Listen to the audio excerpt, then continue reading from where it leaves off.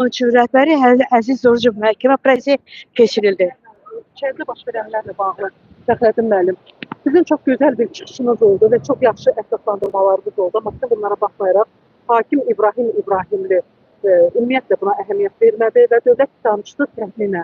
Mən çox üzr istəyirəm, mən dəfələrlə dönə-dönə soruşdum ki, siz soyadınız nədir? Çünki biz bunu mətbuatda yayacağıq. Ona görə də biz bilməliyik ki, onun soyadı nədir? Qəti şəkildə imtina elədi, soyadını səsləndirməyə icazə vermədi. Yəni o qalxıb dedi ki, Əziz Orucovun orada olması deməli bütün güya qanuni dəlillərə əsaslanır. Amma siz də çox yaxşı qeyd etdiniz ki, ölkədə 400 mindən çox, 500 mindən çox qanuni sənədi olmayan evlər var və onların heç biri bu günə qədər onların sahibləri həbs olunmuyor. Amma bu Əziz Orucov yeganə adamdır ki, həbs olunur. Bununla bağlı zəhmət olmasa. Mələk xanım, bu günləri Əziz Orucov barəsində apellyasiya məhkəməsi yekunlaşdı. Məlum olduğu kimi Səbail rayon məhkəməsi Cinayət Məcəlləsinin 188-2-ci maddəsi ilə Əziz Orucovu təqsirli bilib, deməli barəsində 2 il azadlıqdan məhrum etmə cəzası təyin etmişdir. Biz həmin ittiham hökmündən apellyasiya şikayəti vermişdik. Apellyasiya şikayətində bizim əsasən dəlillərimiz ondan ibarət idi ki, ümumiyyətlə Cinayət Məcəlləsinin 14-cü maddəsinin tələblərinə görə Əziz Orucovun əməlində heç bir ictimai təhlükəlilik yoxdur. Yəni o özünə və ailəsinə 3 sotka ərazidə bir ev inşa edir. Öz evinə mənzil tikmək isə ictimai təhlükəli əməl hesab oluna bilməz. İkinci məsələ isə ondan ibarətdir ki, məhkəmədə də əmlak məsələləri dövlət xidmətinin əməkdaşları iştirak etdi, hansı ki, onlar zərər çəkmiş kimi hesab olunmuşdur. Onlar özləri də bildirirlər ki, bizə heç bir zərər dəyməyibdir, özləri də zərər çəkmiş hesab etmirlər. Nə maddi, nə fiziki, nə mənəvi zərər dəyməyibdir. Həm də ki, Konstitusiyanın 43-cü maddəsinə görə dövlət evlərin, mənzillərin tikintisinə rəvac verilir və eyni zamanda mənzil hüququnun gerçəkləşməsi üçün xüsusi tədbirlər görür. Bu baxımdan Əziz Orucovun əməlində cinayət axtarmaq absurddur. Əvvəldən də o deməli cinayət məsuliyyətinə cəlb olunanda həmin maddə ilə ittiham irəli sürülmüşdü. Siz bilirsiniz, sonradan həmin əməli artıq ağır cinayət kimi tövsif etdilər, ona qasaqlanmaçılar 206-3-2-ci maddəsində tövsif etdilər və nəticədə o uzun müddət, artıq 1 ildən də çoxdur ki, 1 il 6 aydır ki, həbsdədir. Ona görə də ümumiyyətlə həmin sonradan 206-cı maddənin nə qədər absurd olduğunu görüb, o barədə cinayət işinin icraatına xitam verdilər. Biz hesab edirik ki, ümumiyyətlə çıxarılmış ittiham hökmü tamamilə qanunsuzdur. Ona görə ki, həm deməli Azərbaycan Respublikasının Konstitusiyanın tələblərinə ziddir, xüsusilə mənzil hüququna və eyni zamanda dövlətin ali məqsədi də insanların layiqli həyat səviyyəsini təmin etməkdir. Bu baxımdan biz məhkəmədə bütün bu məsələləri məhkəmənin diqqətinə çatdırdıq. Çox təəssüf edirik ki, məhkəmə bütün bu dəlilləri nəzərə almadı və ittiham hökmünü qüvvədə saxladı. Məlum olduğu kimi artıq ictimaiyyət də dəfələrlə bildiriblər və müdafiə tərəfi də, hüquq müdafiəçiləri də Əziz Orucovun ümumiyyətlə həbsi deməli onun jurnalist fəaliyyəti ilə bağlıdır və ona görə də hökmü qərəzli hesab edirik, onun fəaliyyətindən bağlıdır. Hökmdən təbii ki, biz deməli Ali Məhkəmə Kassasiya şikayəti təqdim edəcək. Bundan əlavə həm Avropa Konvensiyasının 5-ci maddəsinin azadlıq hüququnun pozulması var, mövcuddur. Eyni zamanda ifadə azadlığı hüququnun pozulması mövcuddur. Həm də ədalətli məhkəmə araşdırması hüququnun pozulması mövcuddur. Ona görə də biz hüquqi proseduraların addımlardan istifadə edəcək. İndi isə amma Bəhruz müəllim dedi ki, heç olmazsa cəzasının qalan hissəsindən azad olur. Ümumiyyətlə siz necə baxırsınız? Onlar münasibət? Buyurun, buyurun. Siz necə fikirləşirsiniz? Yəni belə işlərdə bəraət olmur da. Ümumiyyətlə biz hesab edirdik ki, olmasa Əziz Orucovun vəziyyətini yüngülləşsinlər. Çünki biz çıxışlar edirik, istintaqda vəsadət edirik, həbs qəti imkan tədbiri ilə qanunvericiliyin tələblərinə əsasən seçilməməsini xahiş edirik. Amma baxırıq ki, qanun işləmir və istədikləri ki, əgər qanun işləsəydi, günləri 500 bindən çox işlər var. Və bu iş üzrə o ali məhkəmənin ümumiləşdirilməsi var. Ora baxsınlar, görsünlər ki, qanunsuz etişməyə görə məsuliyyətə cəlb olunmuş neçə şəxsə azadlıqdan məhrum etmə cəzası verilir. Evet. Yəni təbii ki, bu birinci haldır ki, Əziz Orucova Və bu qədər də aqressiv yanaşırlar. abi 2 il azadlıqdan az yaşlı 2 övladı var. Mən həmin bəraət, əgər bəraət çıxartmayacaqlarsa, hesab elədim ki, 1 il 6 ay, 2 il cəza veriblər, 6 ay cəzadan azad eləsinlər. Təəssüf ki, apellyasiya məhkəmələrinin cəzadan ilk bir gündə çıxmadı, ilk bir ayda çıxmadı. Cəza sosial ədalətin bərpası olmalıdır. Xəstə anası var, 2 az yaşlı övladı var. Bütün Və bunların yeganə qazanc gətirən adamdır. anası 5 cür xəstəliyi var. Təəssüf ki, yəni Bəli, bir də bir məsələ var. Deməli, Əziz Orucovun Bakıya aparılması məsələsi. Yəni həqiqətən də siz dediyiniz kimi 2 aidiyyatlı övladı var, xəstə anası var. O uzaq məsafəyə gedib gəlməkləri çox böyük çətinliklər yaradır. Və ümumiyyətlə bu məsələni qaldırmışsınız və hansı səviyyədə? keçən məhkəmə iclasında biz vəsadət verdik ki, bu deməli apellyasiya şikayətinə baxan kimi köçürün Bakı İstintaq Tədqiqatxanasından baxma taksidən istifadə etməklə gedib gəlmək olur. Amma orada heç ümumiyyətlə ictimai nəqliyyat yoxdur. Avtomobil olmasa kimsə avtomobillə aparıb gətirməsi deyib gələ bilməz ailə üzrə. Təəssüf ki, onu da təmin eləmədi. Mən onda artıq yəni adicə tədqiqatxananın yerini dəyişdirmədi. Onun ailə vəziyyətinin, 2 az yaşlı uşağının, xəstə anasının olmasını. Bu da bu günləri əslində fəxrəddin müəllim bizim bəraətdir, amma mən yenə də hesab elədim ki, heç olmasa qalan cəzadan azad eləsinlər. Eləmədilər. Və siz də hesab edirsiniz ki, bu məsələnin arxasında qanundan çox siyasi maraqlar var. Belə nəticəyə gəlmək olar, başqa nə olmalı? Olsaydı, heç ümumiyyətlə bu barədə həbs qəti imkan tədbiri seçilməzdi. Lap cəlb olsaydı belə, heç azadlıqdan məhrum etmə cəzası olmazdı.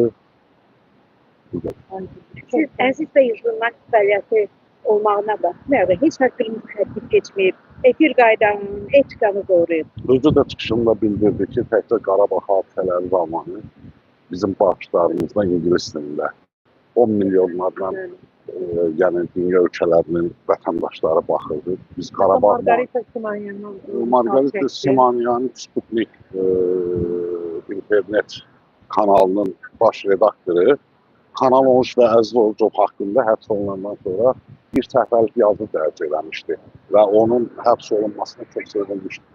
Çox maraqlıdır ki, məsələn, həmin çox yaxşı bir çıxış elədi. Dedi ki, 1918-ci ildə mən bugün adına daşıdığım babam ermənilərə qarşı mübarizə aparıb və mən də 44 günlük savaş dövründə 2 dəfə müraciət eləsəm də onu cəbhəyə vermədilər və mən arxa cəbhədə media baxımından mən bu müharibəni aparmışam. Sanki bir əl var ki, bəlkə də mən belə demək istəmirəm, çünki özüm də jurnalist fəaliyyəti ilə məşğulam, amma sadəcə sanki görünür ki, bir əl var ki, ermənilərin hüquqlarını bizim hüquqlardan daha çox qorumağa çalışır. Mən bir dəfə demişdim, bəzi jurnalistlərin, fəalların hüquqlarını qorumaq, ermənilərin hüquqlarını qorumaq, onların hüquqlarını qorumaqdan daha asan. Evet. Çünki bu günləri indi terror hadisələri, Azərbaycanın ərazi bütövlüyünə ağır maddələrlə ittiham olunurlar.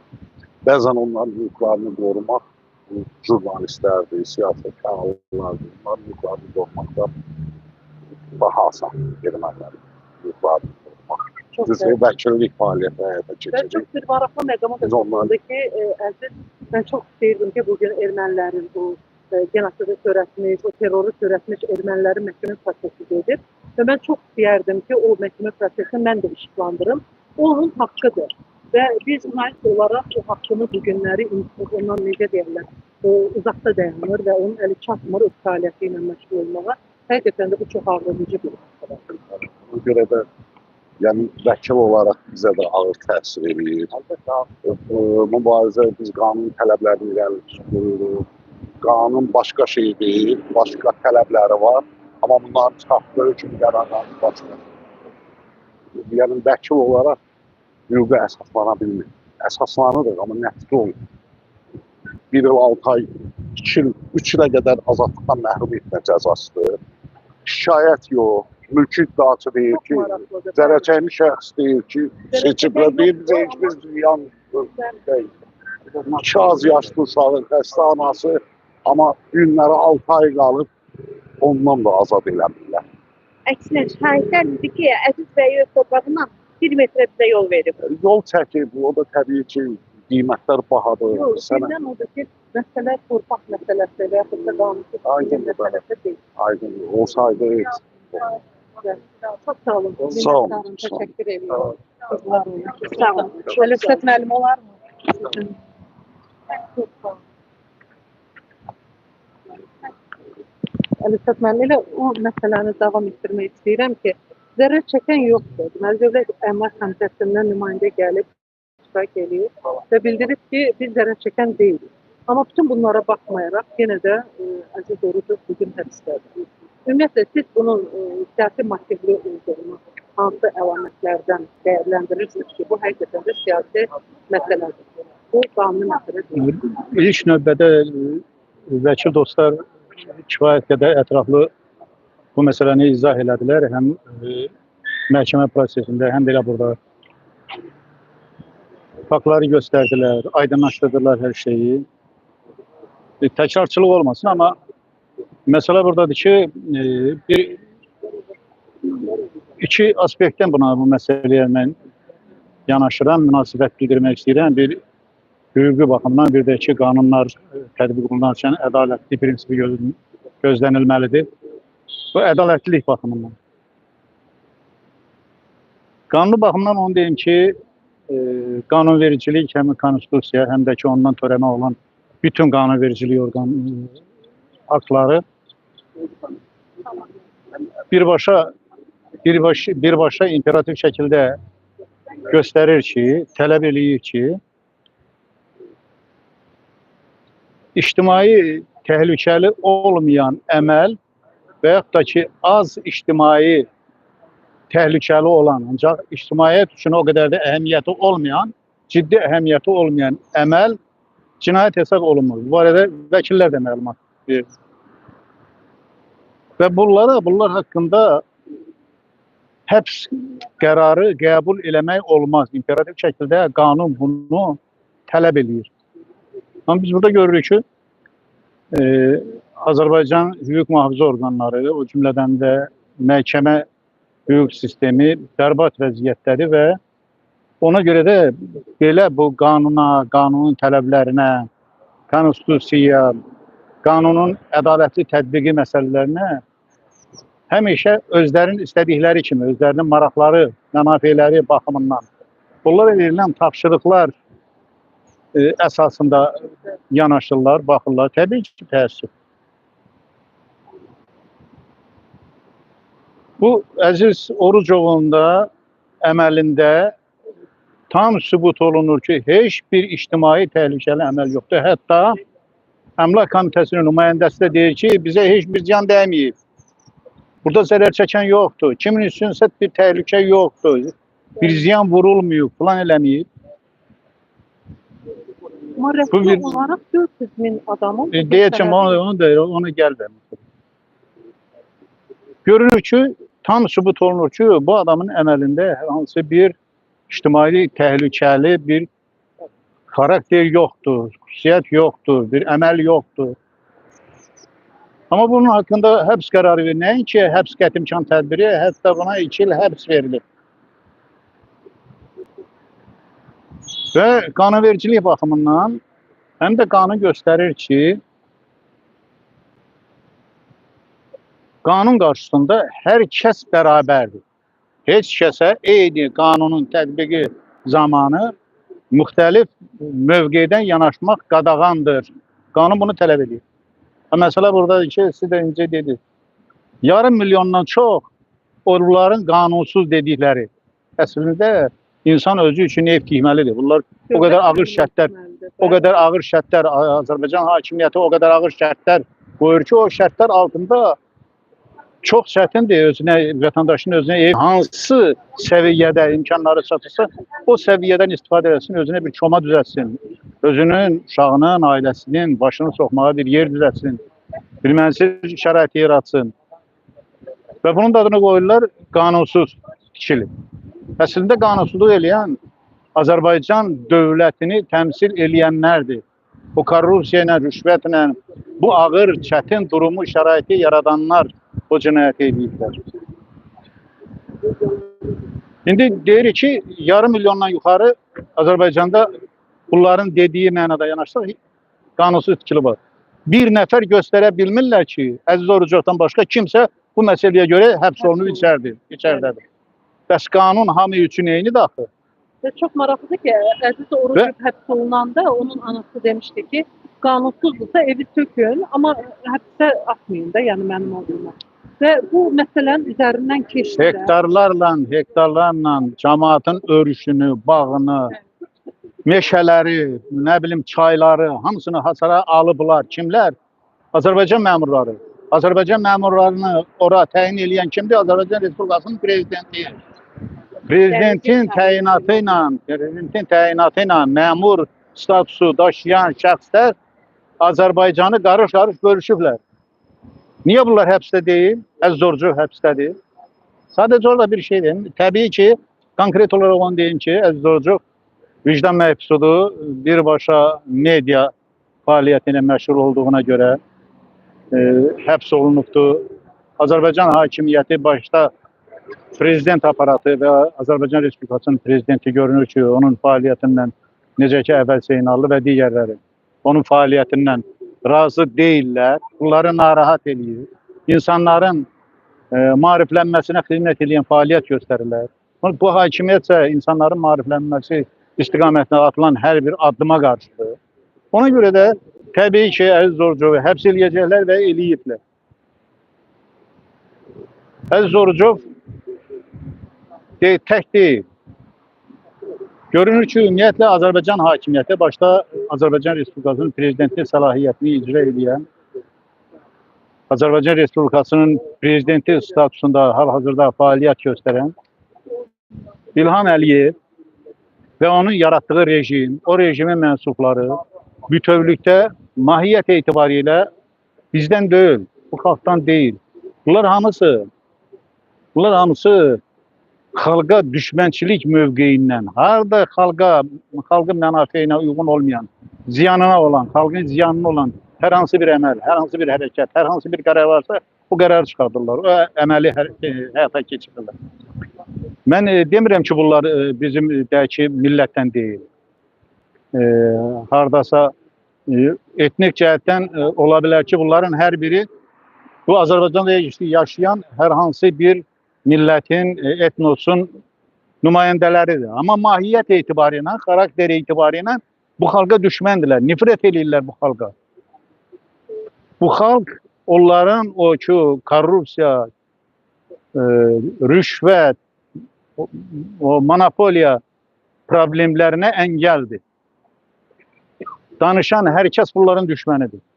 Mövqe bildirən hər kəs bunların düşmənidir. Ona görə də Əziz Orucov içərdədir, digərləri içərdədir. Əziyyət çəkirlər, deməli, işgəncə altındadılar. Bu adamlar Əziz Orucovu buraxmazlar. Mən əvvəldən də deyirdim ki, buraxmayacaqlar. Ona görə buraxmayacaqlar ki, Əziz Orucov kimiləri bunlara sərf eləmir. Əziz Orucov bunların və Əziz Orucov kimiləri bunların düşmənidir. Quba Divadoğlu'nun bilirsin nə vaxtı boş deyirlər? Əvəl Zeynalının halına düşənlər. O zaman boş deyirlər. Quba Divadoğlu'nun halına düşənlər ki, ürəyi bir tərəfdən, qanqrena bir tərəfdən. O vəziyyətə düşənlər. Digərləri, içəridə olan siyasi məhbuslar, Toxyabulunun vəziyyətinə düşəndə, heç Toxyabulu o vəziyyətdə onu buraxmaz. Düşmənçilik bu, düşmənçilik siyasətidir. Bu dövlət siyasəti yoxdur. Burada prezidentdən tutmuş bütün bu işlə əlaqəli olan bu siyasi məhbusların həyatı ilə, bunların bu vəziyyəti ilə bağlı olan hər kəs varsa, nə qədər ki adamlar var, bunların hamısı bu xalqa düşmənçilik münasibəti bəsləyirlər. Ona görə də belədir. Onların hamısının münasibətdə belədir. Bütün siyasi məhbuslara azadlıq tələb edirəm. Şəhla xanım çox sağ olun.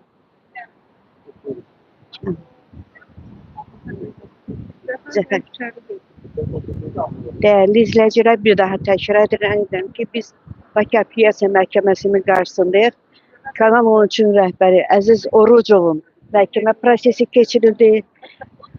Həbs müddətindən bir gün belə keçmədilər. Çox təəssüf edirik. Görüşürüz. Biraz belə Zəfər, buyurun.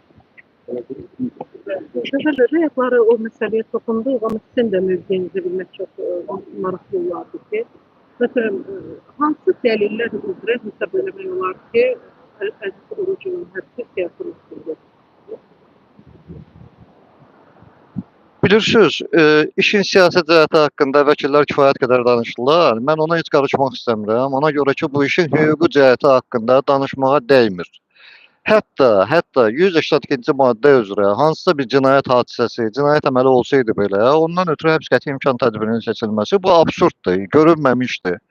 Yəni bu heç yerdə hələ ki belə bir presedent yoxdur. Azərbaycan hüquq elmində belə bir presedent yoxdur. Bu bir. İkincisi,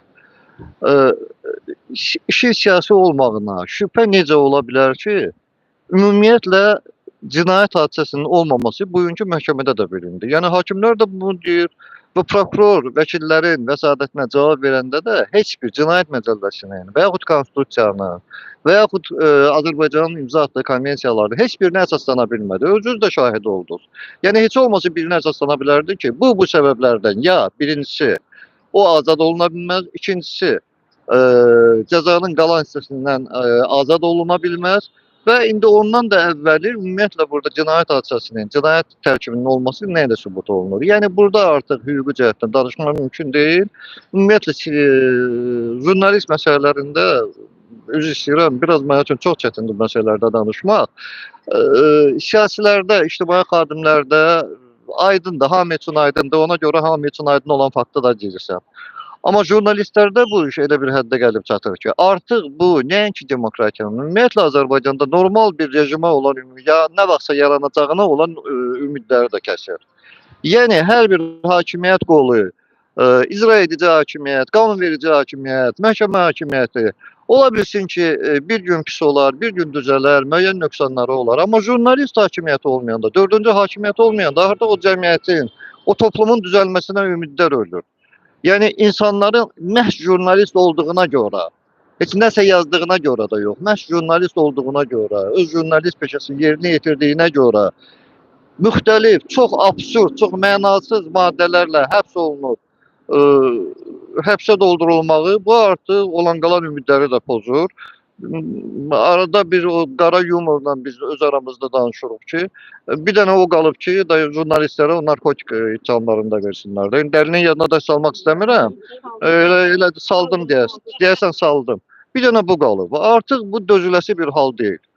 Əziz Orucov işində isə ümumiyyətlə mən açıq çətinlik çəkirəm danışmağa ki, bilirsiniz adama indi bir şərriyəndə də bir şeydən ötürü şərriyərlər də. İndi mən artıq bunu məcburam ya açıq deməyə. Mən də qanunsuz ev tikmişəm. Mən də qanunsuz evdə yaşayıram. Sənədsiz evdə yaşayıram. Gəlsinlər mənə də tutsunlar. Belə olmur axı. Yaxşı, bu Azərbaycanın yarısı tam sənədləşdirilməmiş mənzillər, evlərdə və yaxud mənzillərdə yaşayır da. Axı bu yaxşı. Bununla bu adamı içəri salmaq və çox israrla da saxlamaq nədir? Əgər bu prosesin qarşısını almaq istəyirlərsə, adamları həbsə atmaq düzgün deyil. İcra hakimləri bir yoxsulun tikmək istədiyi evin dəyərindən artıq rüşvət istəyir ki, icazə versin. Sənəd versin ki, o adam getsin orada ev tiksin.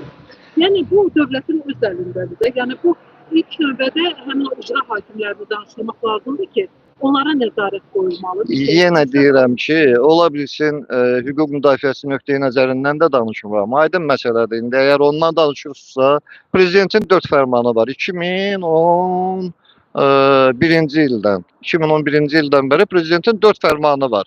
Qanunsuz tikililərin, yəni sənədsiz tikililərin, qanunsuzdan söhbət getmir. Bilirsiniz, biz həmişə o sözü işlədirik, qanunsuz tikili. Bunlar qanunsuz deyil, sənədsiz. Qanunsuz odur ki, dəmir yolunun üstündə tikilər, kanalizasiya xəttinin üstündə tikilər, harda tikilər. Amma bunlar sənədsiz mənzillərdir və prezidentin 4 fərmanı var. Bu fərmanlar yerinə yetirilmir. İndi mən durub burada siyasi bəyanat vermək istəmirəm ki, araşdırmaq istəmirəm. Hər halda indi jurnalistlər yaxşı olar araşdırsınlar ki, bu nə deməkdir? Prezidentin fərmanının yerinə, 4 fərmanının yerinə yetirilmək kimdir? Niyə icra olunmur? Bax, belədir vəziyyət. Məhkəmə qərarı da belədir də. Məhkəmə qərarı sadəcə olaraq biz həmişə məhkəmələrdən narazı qalırıq. Təbii ki, narazı qalmalıyıq. Əgər o təşəkkür edirəm. O funksiyanı, məhkəmə, hakim funksiyasını yerinə yetirə bilmirlərsə, çıxsınlar, getsinlər də. Adama deyirlər, yekə kişisən, bir şey etsə, bir insan taleyi ilə niyə oynuyorsan sən? Bəli. Bu ölkədə qərarı, bütün qərarları, bütün hökmləri hamısını bir nəfər verir, o da İlham Əliyevdir və salam, ona görə belədir. Kimdir ki, məhkəmə kimdir ki? Məhkəmə kimdir ki, onların razılığı olmadığında Əziz Orucoy və yaxud da hansısa bir siyasi məhbusa bəraət versin? Bu mümkün deyil. Nə qədər ki, Azərbaycanda bu rejim var, indi Zəfər bəy deyir ki, mən siyasi bəyanat vermək istəmirəm, həm də siyasətlə məşğuldur. Dəxli yoxdur. Nə olsun ki, hüquq müdafiəçisi? Nə qədər ki, bu rejim var, heç vaxtı düzəlməyəcək. Nə qədər ki, bu ölkədə korrupsiya, rüşvət, monopoliya əsas o dövlət siyasətinə çevrilib, o səviyyədə artıq icra olunur. Bu məsələlər heç biri həll olunmayacaq. Azərbaycanda hər hansı bir yaxşı heç nəyi gözləmək mümkün deyil. Ona görə də Azərbaycan xalqından asılıdır. Azərbaycan xalqı birinci növbədə özünün haqqını tələb eləməyi bacarmalıdır. Hər bir mənada. Hər bir mənada. Təşəkkür edirəm. Sağ olun.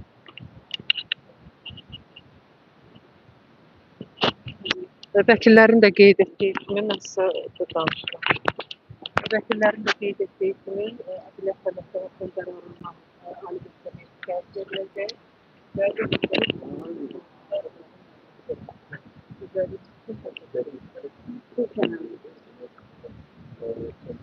Çox sağ olun Fərqanə xanım. Məndən öncə vəkillərimiz danışdı. Hüquq müdafiəçiləri danışdı zaten. Bütün məlumatları verdi. Mən nə deyə bilərəm? Əlavə olaraq onu əlavə edə bilərəm ki, biz bilirik ki, Əziz Orucovun da 400-ə yaxın siyasi məhbusların da həbsi sırf siyasi sifarişdir.